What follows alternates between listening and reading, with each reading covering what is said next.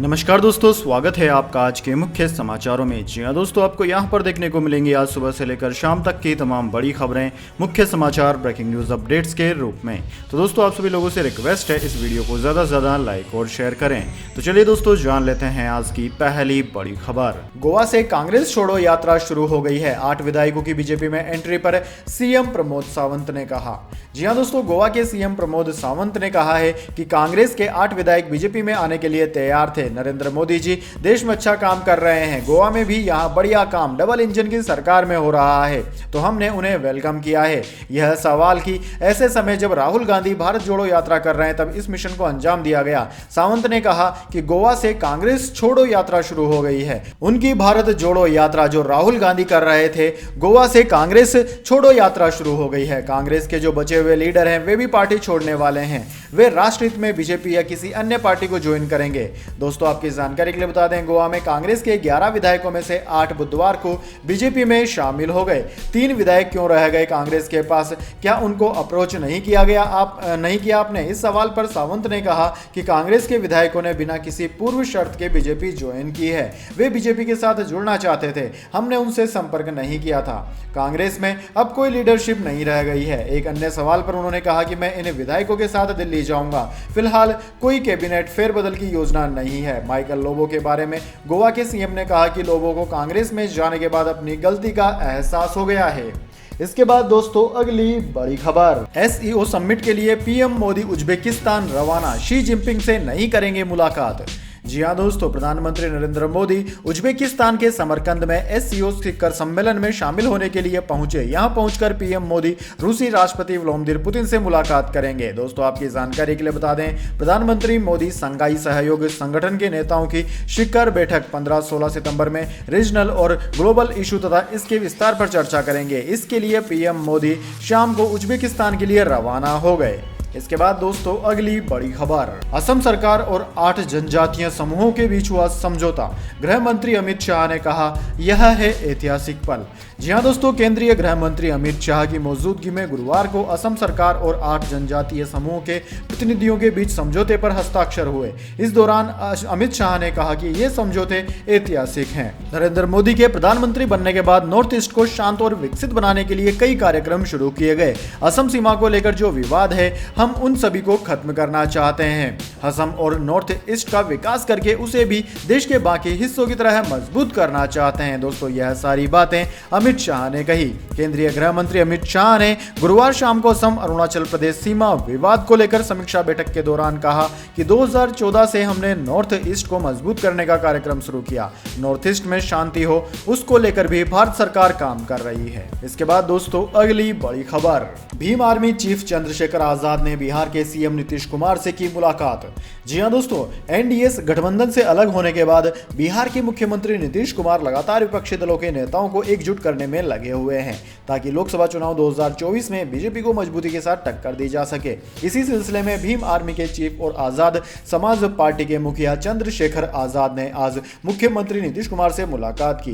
दोस्तों, इस दौरान दोनों नेताओं ने आगामी लोकसभा चुनाव को लेकर चर्चा की और रणनीति पर बात की। बिहार में महागठबंधन की सरकार बनने के बाद से ही नीतीश कुमार की लोकसभा चुनाव को लेकर सक्रियता तेज हो गई है। हाल ही के दिनों में उन्होंने विपक्ष को एकजुट करने के लिए विपक्षी दलों के कई बड़े नेताओं से मुलाकात भी की। दोस्तों, नीतीश 3 दिवसीय दौरे पर दिल्ली आए थे, जहां उन्होंने सपा संरक्षक मुलायम सिंह यादव और अखिलेश यादव से भी मुलाकात की थी। इसके बाद दोस्तों, अगली बड़ी खबर। मनी लॉन्ड्रिंग केस में नोरा फतेही से 5 घंटे पूछताछ। दिल्ली पुलिस ने एक्ट्रेस से पूछे कई सवाल। जी हां दोस्तों, ठग सुकेश चंद्रशेखर से जुड़ी 200 करोड़ रुपए के मनी लॉन्ड्रिंग केस में गुरुवार को एक्ट्रेस नोरा फतेही और पिंकी ईरानी से पूछताछ हुई। दिल्ली की पुलिस की इकोनॉमिक ऑफेंसेस विंग ने 5 घंटे की पूछताछ में कई सवाल किए। इस केस में नोरा से 5वीं बार पूछताछ हुई। दोस्तों, ईओडब्ल्यू की टीम 5 अन्य एक्ट्रेस अंकिता तंबोली, चाहत खन्ना, सोफिया सिंह और अरुषा पाटिल से भी पूछताछ कर सकती है। इन लोगों ने तिहाड़ जेल में सुकेश से मुलाकात की थी। वहीं दोस्तों, बुधवार को ईओडब्ल्यू ने जैकलीन से 8 घंटे की पूछताछ की। वहीं दोस्तों, महाठग सुकेश चंद्रशेखर से जुड़ी मनी लॉन्ड्रिंग मामले में बुधवार को फिल्म अभिनेत्री जैकलीन फर्नांडिस दिल्ली स्थित ईओडब्ल्यू दफ्तर में पेश हुई। इसके बाद दोस्तों, अगली बड़ी खबर। आईसीसी के प्रेसिडेंट बनेंगे सौरव गांगुली, नवंबर से पहले छोड़ देंगे अपना पद। बीसीसीआई के अध्यक्ष जय शाह होंगे। जी हाँ दोस्तों, बीसीसीआई के अध्यक्ष सौरव गांगुली और सचिव जय शाह अब एक नई पारी शुरू करने जा रहे हैं। गांगुली नवंबर से आईसीसी अध्यक्ष की भूमिका में नजर आ सकते हैं। वहीं दोस्तों जय शाह बीसीसी के अध्यक्ष होंगे। बीसीसीआई के सूत्रों ने एनडीटीवी स्पोर्ट्स को इसकी जानकारी दी है। दोस्तों सूत्रों ने बताया कि बीसीसीआई के शीर्ष पद के अधिकारी गांगुली का समर्थन कर रहे हैं। अगर गांगुली आईसीसी का वोट हासिल करने में कामयाब हो जाते हैं तो वह बीसीसीआई की सीट खाली कर देंगे। इसके बाद बीसीसीआई के मौजूद सचिव जय शाह के अध्यक्ष और अणु धूमिल के सचिव बनने की संभावना है। दोस्तों आपकी जानकारी के लिए बता दें, आईसीसी के मौजूदा अध्यक्ष ग्रेगर बार्कले का कार्यकाल नवंबर में खत्म हो रहा है। अगर वह दूसरे 2 साल के कार्यकाल की मांग के बिना अपना पद छोड़ देते हैं तो आईसीसी को नया चेयरमैन मिलेगा। हालांकि बर्मिंघम में आईसीसी सालाना कॉन्फ्रेंस के बाद बार्कले ने कहा था कि हाँ, मेरा कार्यकाल नवंबर में खत्म हो रहा है, इसलिए मैं 2 और साल के कार्यकाल के लिए योग्य हूं और अगर सदस्य चाहें तो मैं फिर से चुनाव के लिए उपलब्ध हूं। इसके बाद दोस्तों अगली बड़ी खबर, महान टेनिस खिलाड़ी रोजर फेडरर ने किया संन्यास का ऐलान। 24 साल में 20 बार बने ग्रैंड स्लैम चैंपियन। जी हां दोस्तों, स्विट्जरलैंड के स्टार टेनिस खिलाड़ी रोजर फेडरर ने संन्यास का ऐलान कर दिया है। 41 साल के फेडरर ने ट्विटर पर इमोशनल पोस्ट शेयर कर इस बात का ऐलान किया। फेडरर अगले सप्ताह लंदन में होने वाले लेवर कप में आखिरी बार प्रोफेशनल लेवल पर खेलते दिखाई देंगे।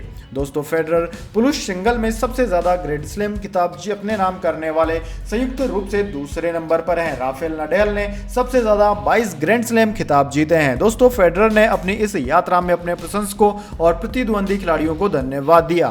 फेडरर ने कहा कि 41 साल की उम्र में उन्हें लगता है कि इसे छोड़ने का समय आ गया है। फेडरर ने बताया कि मैं 41 साल का हूं, मैंने 24 वर्षों में 1500 से अधिक मैच खेले हैं। टेनिस ने मेरे साथ पहले से कहीं अधिक उदारता से व्यवहार किया और अब मुझे यह पहचान करनी होगी कि यह मेरे प्रतिस्पर्धी करियर का अंत कब है। इसके बाद दोस्तों अगली बड़ी खबर, अडानी की अमीरी शेयर बाजार के भरोसे, मार्केट कैप में आगे, रेवेन्यू में पीछे, दुनिया की टॉप 500 कमाऊ कंपनियों में अडानी की एक भी नहीं। जी हां दोस्तों, नेटवर्थ के मामले में वह एलन मस्क और जेफ बेजोस के बाद दुनिया के तीसरे सबसे अमीर व्यक्ति बन चुके हैं। लेकिन दोस्तों उनकी यह अमीरी केवल शेयर बाजार के भरोसे पर है।